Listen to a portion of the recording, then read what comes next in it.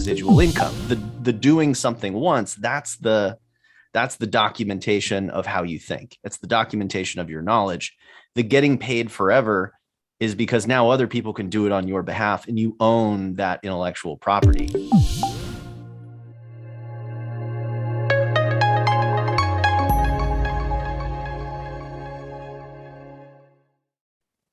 All right, y'all. Welcome back to another Leads to Growth podcast with the National Association of Sales Professionals. We've got a fun guest and a fun sponsor. It's sponsored by who are we sponsored by, Max? We're sponsored by maxtrailer.com, but today's episode is brought to you by Yamato, small batch, natural color Japanese whiskey.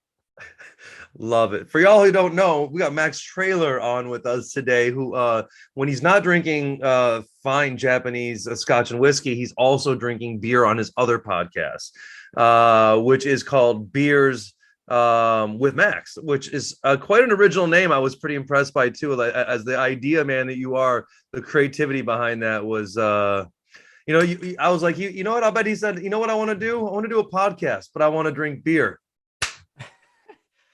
It was actually more sophisticated than that, if you could believe it. But the first thing I did when I went out on my own 7 years ago, I joined Dan Sullivan's strategic coach program. It's a coaching program for crazy people like you and I. And the first idea I had during one of these workshops, I was like, okay, what's an email that I would open no matter what? You know, that's not like your mother's in the hospital, because that's not right. And my answer was, would you like to have a beer? I would open that from anyone. Like, even if it had the like spam flag, I'd still be like, but you could, I do want to have that beer. And so that was the original idea. And I started getting people together in a networking group around Beers with Max. And then it became a podcast. Now that podcasting's like the thing, now it's like a video show. So, but it's just my way of learning and contributing to the world, and turned into a book. So like, you know, I'm addicted now. I love it, man. I absolutely love it. And listen, I was playing down on it, right? But simplicity is key, especially in the world that Max is in right now, y'all. So Max is obviously the host of his own podcast show. He's also the author of an amazing book called Agency Survival Guide, which I just started first couple pages, but I do got it. How to productize consulting services into other things better too. My favorite part is that second part of that tagline.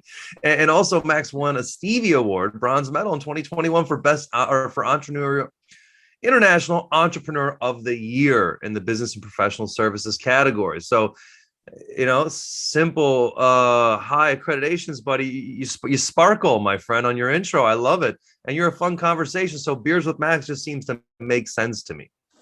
I like it. I was always a B student, and I think my accolades represent that quite well.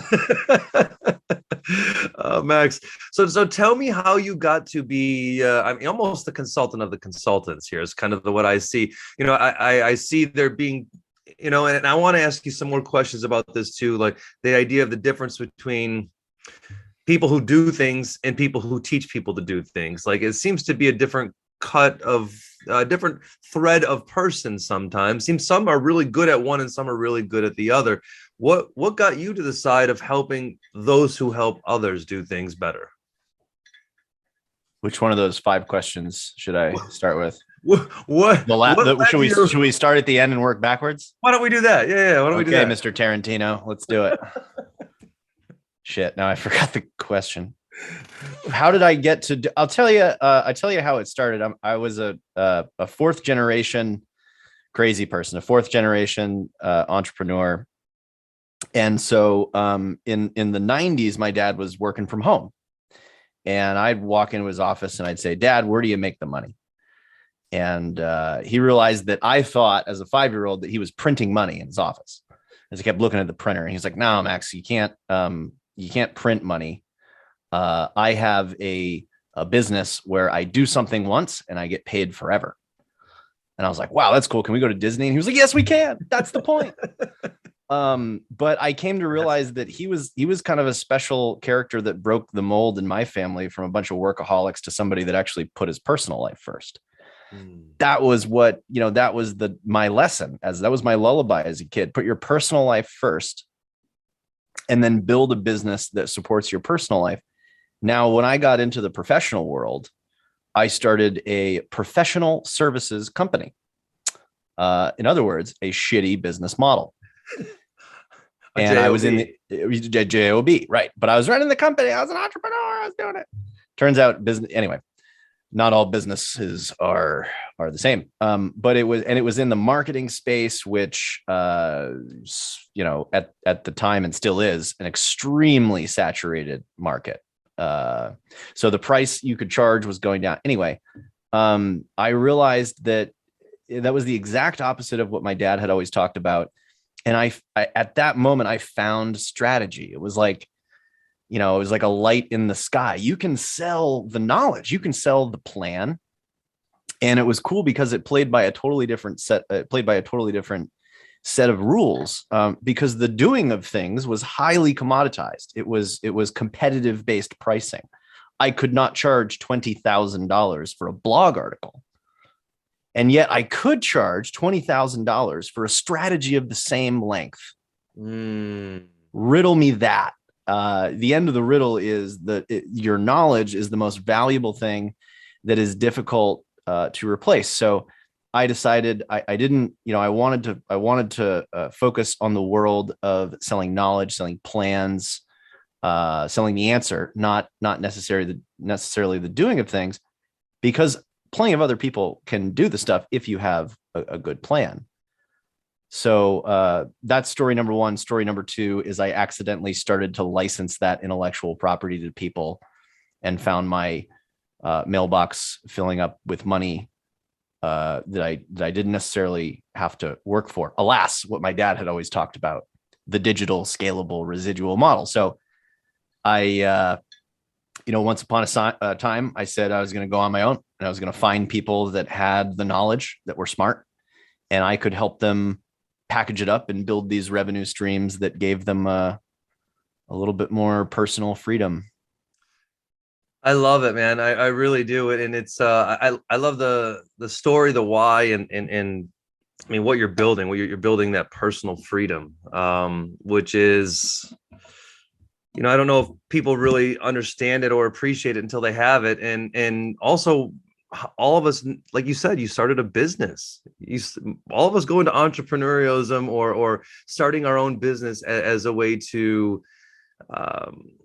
as a way to find that financial freedom. But we don't understand that, how to systematize something, how to create something that's duplicatable, how to also not be the center of things. And when you go become an entrepreneur, often you're the center of everything. And that becomes very built into the ego of having to do all things. And a lot of these idea creative people want to be that ownership of that idea and letting it go and allowing and seeing that it's the genius is actually that somebody could do it and not, you don't have to be the one.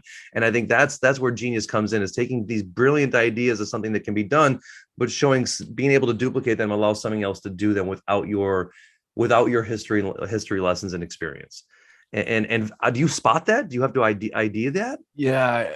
Well, I'm envisioning a maturity curve in my mind. This is good because I needed like a new drawing.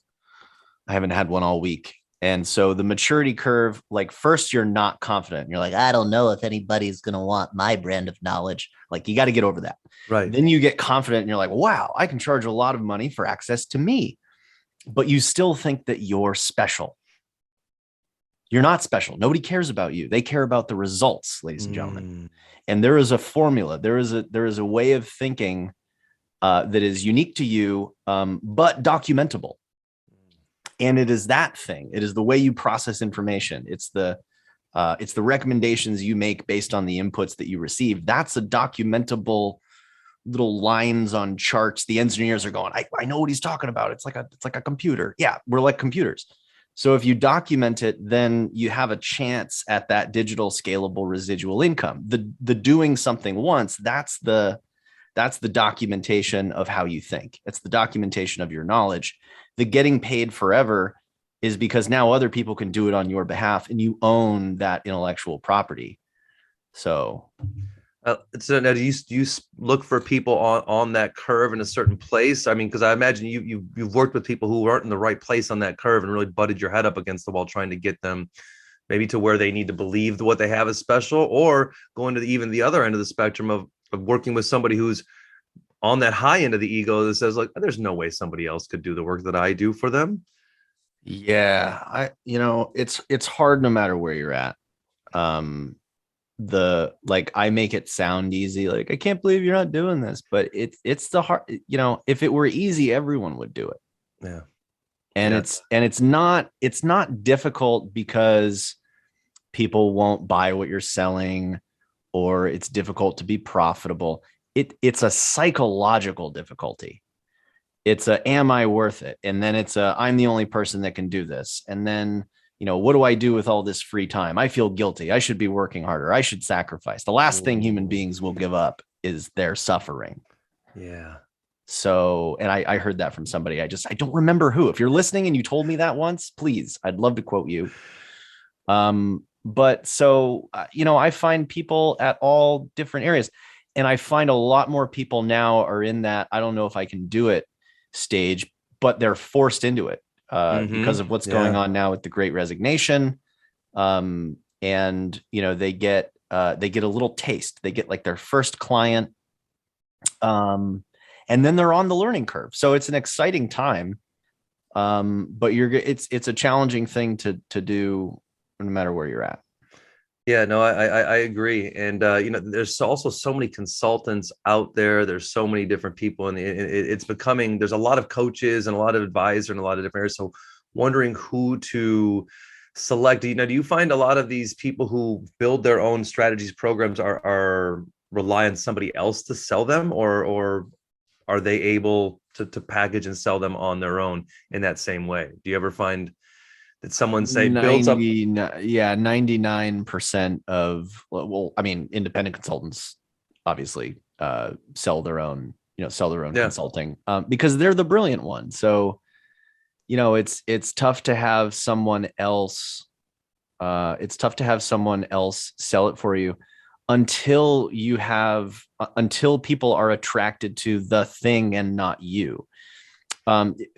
Independents, consultants become successful because of their personal brand. Okay. I want to work with Max. Look at him on these videos. What a charismatic individual. I would love to have Japanese whiskey too.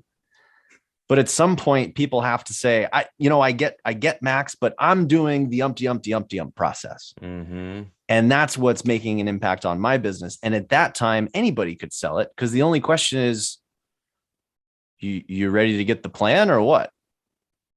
It's not like, oh, let me customize this for you. No, I sell one thing. I sell the solution. I sell this solution. I go through this process, and you get a plan. Now that plan is obviously tailored to your situation, but like, I don't need, it's not a consultative sell. It's we got this. Here's the results of everyone doing this exact same thing. And if you're ready, we're ready. And if you're not, let's talk, next quarter. Yeah. Beautiful. You're not selling a concept. You're selling a proven methodology at that point, right? Because you've shown other people execute it. You've shown the results that they've got. You have limited risk at that point. So now it's not even selling what I could do for you. It's selling what the process is doing. Yes. So that right, the outer body experience. Maybe that's step 3 in the maturity curve. Yeah. Yeah, the meta experience of the situation. Go through my thing. I'll be on the beach. But I do want to clarify: there's no such thing as hands off. I'm addressing the audience that works with business leaders. They're the people that they work with are not just out of college. They don't have time to watch your Facebook videos. They need to be coddled like little executive children.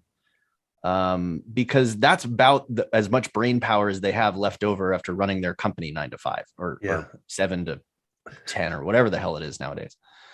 So it's very hands-on, but it's still all about process, and other people can do it. Yeah, absolutely. And you say hands-on too, and I imagine that as you move on and grow that process, it's a lot more about the upfront pre-framing, the upfront onboarding, the upfront engagement, and then the powerfulness of the system to control those sustain that support. I mean, we work with people all the time who are excellent coaches or trainers or whatever it is that they call themselves, and they put on an amazing workshop, right? And they overflow people with ideas and concepts and stuff, and then the people leave with overwhelmed, really no area to apply one thing, let alone the 20 things that they took notes on. And then you've got no real follow up or engagement in the process. So it's great content, but there's no way to real integrate it into change. I was 25 and I saw my first $1 million strategy. It was this old guy and he brought in this PowerPoint. And he had been paid $1 million, him and his firm, to put this together. How many individual recommendations do you think I found in that PowerPoint? Take a guess. I don't know. 127. 127 individual recommendations.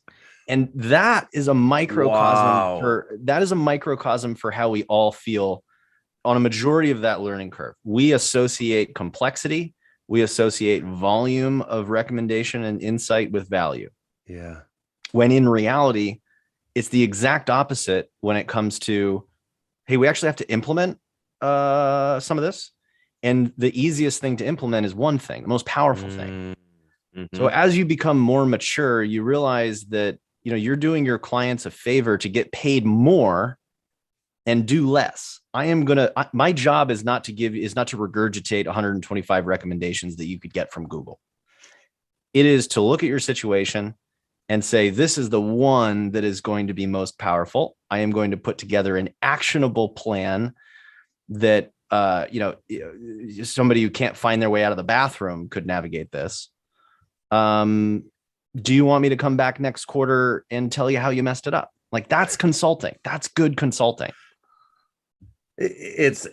I love it. And giving people actionable steps to take, giving people a process and then a review process, right? Like allowing people to fall and fail, allowing people to understand, and then coming back and reviewing actual data and seeing where improvements can be made.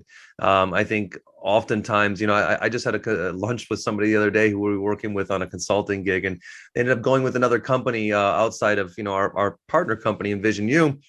And when I talked to them, he said, yeah, we've been working with this company now for a year and we still have no idea what's going on.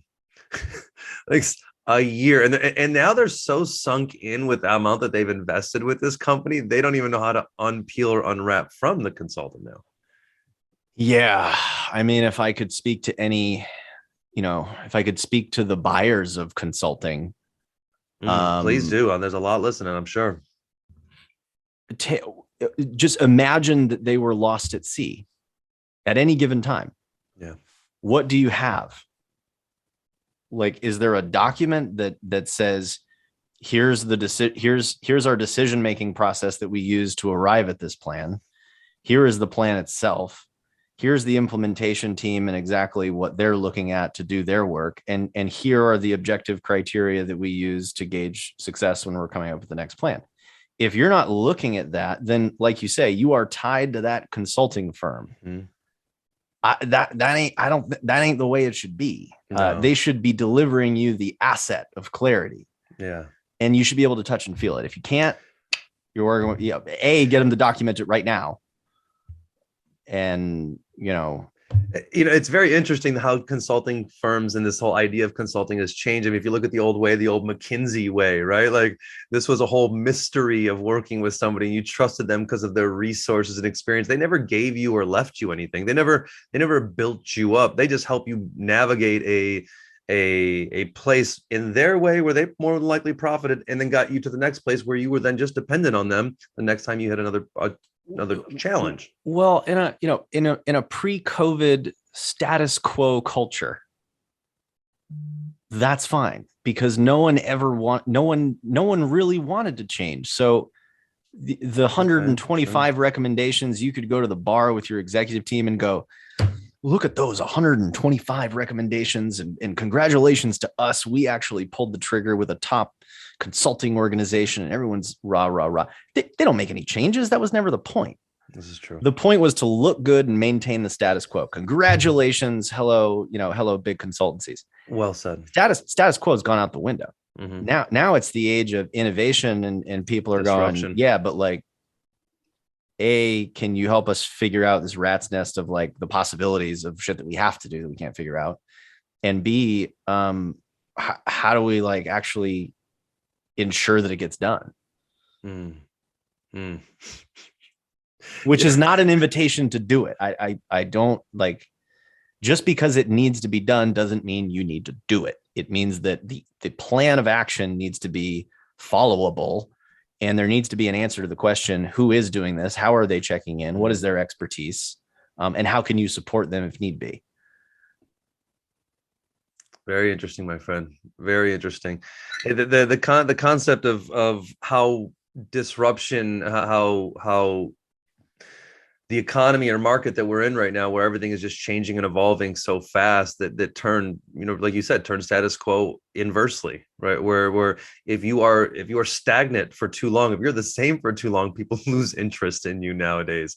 You really have to be moving and evolving. I mean, like the metaverse, we've got people buying property in the metaverse. I just heard recently Miller Lite built a bar in the metaverse so you can watch their Super Bowl experience there. Like, I'm still stuck on the kid making millions unboxing those toys on YouTube. Jeez, like I know that's old news. I know that's a whole industry now, but like I'm still like, what am I doing? Like, am I really talking to Chris right now about consulting? Why? Like, why aren't we unwrapping kids' toys? I should sell the Max's Globe Bar NFT and license that. So anyway, yeah, the world's changing, but I listen. I think this leaves even more room and more leverage for people like yourself and like myself. Consultants are going to need to be. There's more of a place for them in this market, because you can't have all the internal expertise. It's just not possible. We talk about reading books, right? If you're going to catch up about marketing today, you're not going to read Predictable Revenue by Ross and Taylor. You're gonna have to watch some podcasts and read some articles of things that are going on. Yeah, this is a good foundation. It's a good base. Well, Mary Lou Tyler rewrote that into Predictable she's a buddy of mine, but okay, I'll have to check that one out.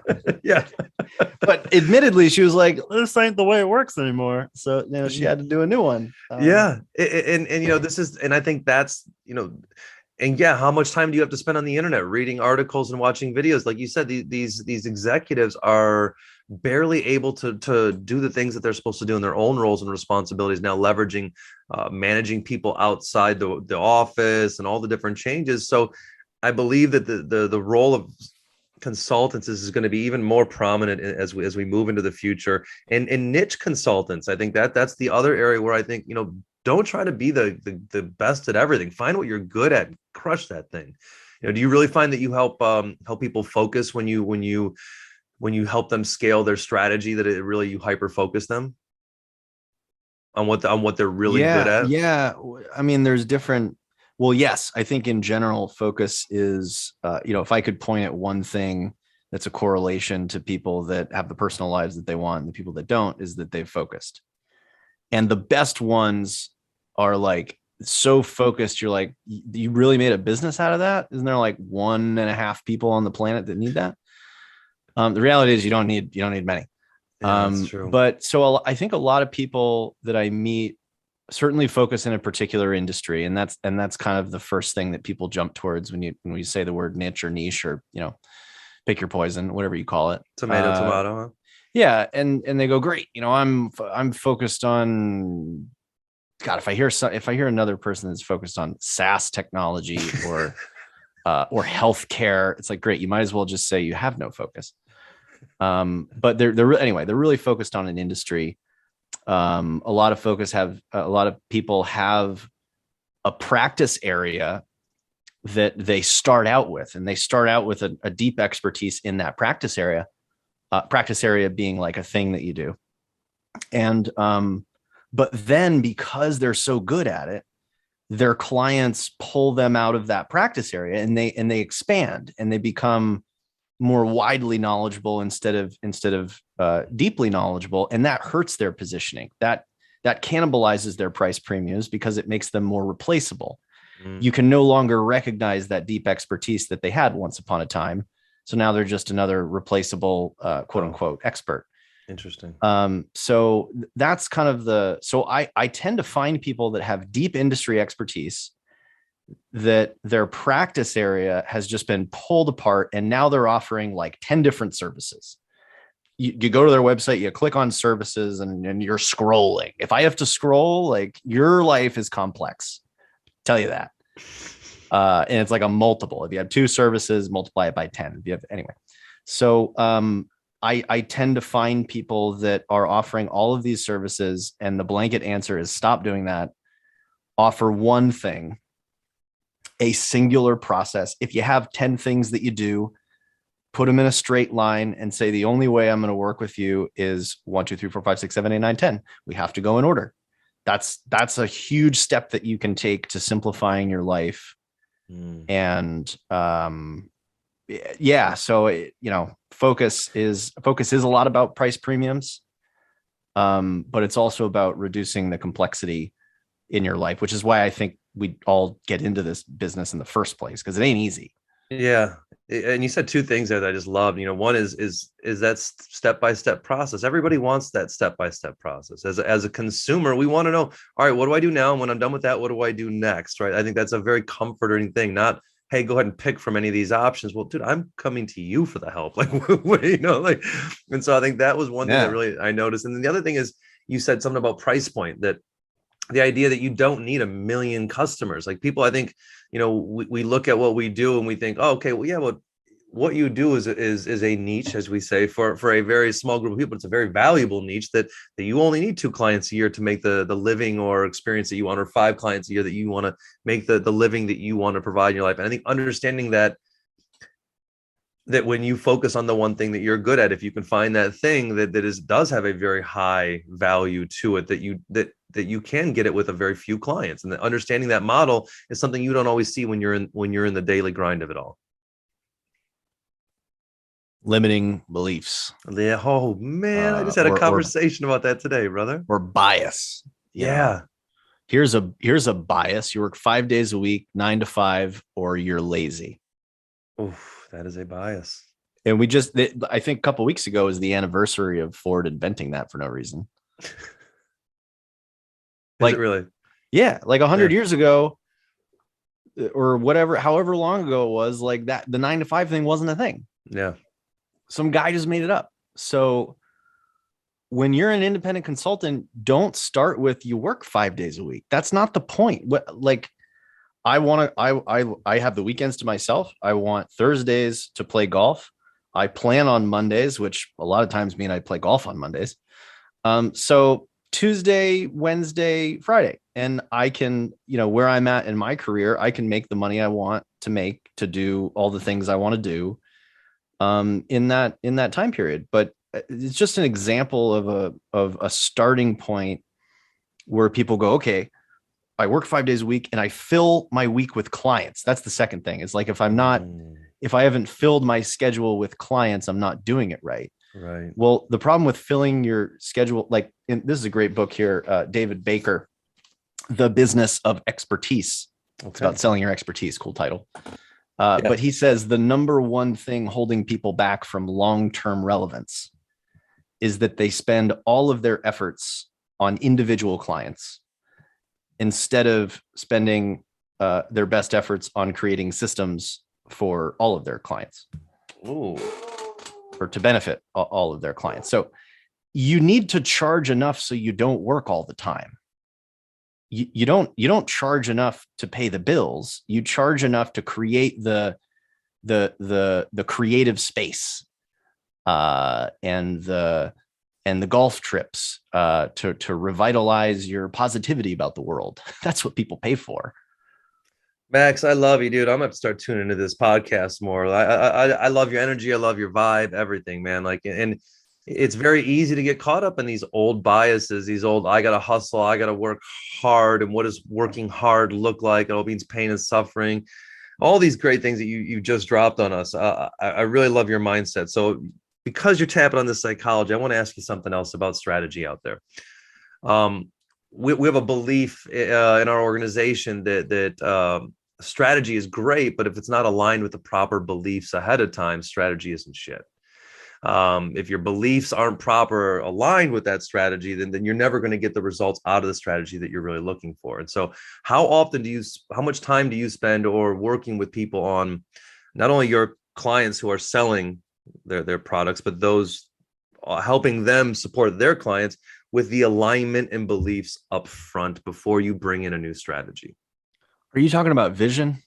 I mean, vision is a great place to start with Yeah. it. Yeah. Yeah. So like, let's not go too far into semantic town. Like, okay, you have a vision based on what you believe, and then, but a strategy is just a plan. Let's be simple about it. It's just a plan. It's a military term. It's a plan, and the plan needs an objective.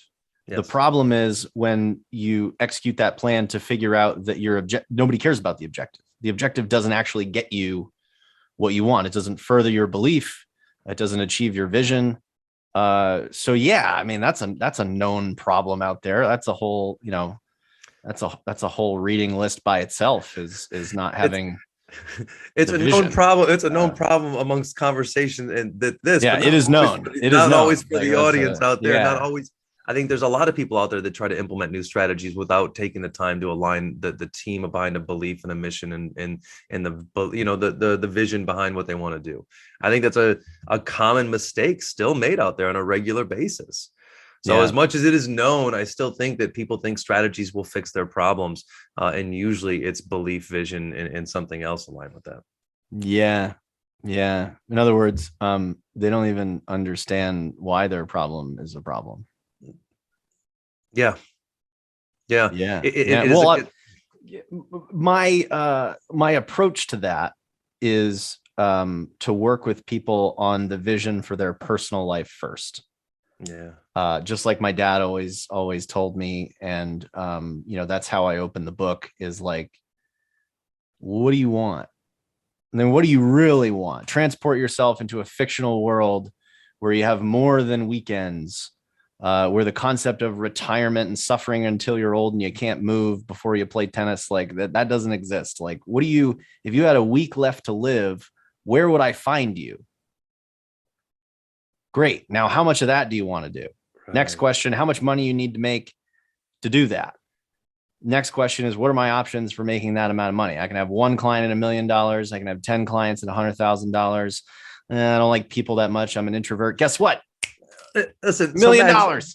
Max, you throw this out there, like every single person you approach out there is like, oh yeah, no, I got a perfect vision ready to go. It's all aligned with everything. They're already prepared. I mean, do you find that out there a lot? I mean, maybe you're just attracting some amazing people, but no. I get paid for this, Chris. So it's like I facilitate some deep thought. Yes. But do you find that visions have started conversation a lot for you? Vision? Yeah, vision, or what is your outcome that you're looking to get out of this? I mean, that's how I start everything. Yeah, I mean, that's how I start any professional engagement, is to help them define what they want their personal life to look like, and then use that as the basis for the type of business model that we choose, and then try and simplify that as much as possible. The only question is, like, how scalable do you want the business model to be? Because you could get away with just having a one-to-one, high ticket, low volume consulting business. That could be fine for you. Yeah. Or you could, be a degenerate gambler and you need something that's a little bit more scalable and makes money while you're at the blackjack table. But it should be based on your personal life, not simply the concept of growth. Like when people say, I want to grow, like that just makes me vomit. Like, what are you talking about? Do you want to grow revenue? Do you want to grow people? That's what people usually mean. I want to be more complex. That's what they're telling me. So you got to define what growth means to you. This year for me, growth is fun and family. My man. I took 6 weeks off last year for the birth of my second kid, and my business was totally fine. Made the exact same amount of money. So now I realized, like, hey, that's a cool concept of growth. Yeah. Let's do that 3 times. So now I'm taking 3 months off. Another kid this year, or no more kids. Jesus, no, that's my strategy, right? fun, fun and family, Chris. Fun and family. They have to go together. Yeah, fun. Yeah. First. I have enough family for two. It works out. Yeah. So, but we decide. My business partner and I decided that we wanted that for our personal lives before we thought about our annual plan. And it turned out we had to make some changes to our business model and the expectations we set with our clients. Hey, clients, we're not going to be around for a month. How do you feel about that? You know what their reaction was? That's a brilliant idea. I wish I could do that.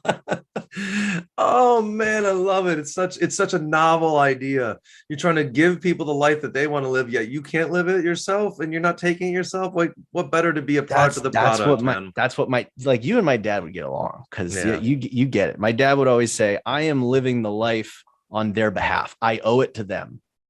Yeah, if they don't see it's possible in you, how can they believe it's possible in them? You're the person they're coming to for certainty, and that's a beautiful thing, man. I really, my man, as my grandfather used to say, I like the cut of your jib, Max. I don't know what that means at all, but that's what he used to say all the time. He used to say there's only one way to skin a cat or something like that too, but I don't know what that meant either. So they skinned cats back then. Yeah, evidently, and there's evidently limited ways to do it. So you can't do that now. It's not a good daily. There's only 3 ways to hit your kid. Jesus, Grandpa, you should stop talking in public. Oh man, this conversation of Grandpa talking in public could go the wrong way real quick. But so Max, I love it, Max. So you're supporting people. You got this consultant of the consultants, coach of the coach type image that you do here. I really love the psychology and the process and just the pieces that you bring in. It's very easy to be a consultant and fall into consultant ways, but you said you started this whole conversation off with, I started off with your dad told me, start off with your personal life first. And every single thing you said along this conversation has gone back to that topic. And no, what's important to me is my life. And too many people work to live someday down the road, but that retirement shit is gone and past, y'all. You're meant to live and enjoy it. And if nothing this 2 years has taught us is that life is precious and today is a gift and it's not guaranteed tomorrow. Preach. No. And so, man, I thank you for living it. I thank you for being it. And I thank you for joining us, dude. I'd love to get you on a webinar here down maybe a couple months, maybe a month down the road or so, and do something about a little bit more of this conversation, how people can really align their strategies, really look at what they're doing and how they can find a singular focus and put some of that stuff to work. Yeah, I got some remedies. I know you do, man. I'll bring my coat of potions and we'll see what we can do. Come on, man. You bring some of those potions in the background. There yeah, exactly. Someone told me once that marketing is just liquor and guessing. Shit, ain't that some truth? Wow. so I come prepared. There you go, my man. Well, hey, I'm gonna catch up with you. I got about another hour, but I promise I'll raise a glass to you, Max. Max, I'm going to put some links in the chat here in the podcast notes here for everybody. Where can everybody find you? Where can they follow you? All that good stuff. I'll make it easy. MaxTraylor.com. It's that easy, y'all. He's on LinkedIn. You can check him there too. Definitely check out the podcast, Beers with Max. You can get it on Spotify, iTunes, all those fun places. Yeah, I was just on. Don't worry. And so can they though? Yes, you can, Max. And y'all, thank you very much for joining us on another Leads to Growth podcast. Make sure you put all those stars down there. We appreciate that. Salute, raise your glass to Max. Max, next podcast or webinar, I will have a glass. I'm gonna have to keep it off camera, but I'm not gonna let you drink alone next time. I promise you that. Babies are crying. All right, y'all. Babies are crying. It's time to roll. It's time to go. Have a great day, y'all. Thanks so much. We'll see you on the next one. Max, thanks a million, brother. Appreciate you. Cheers.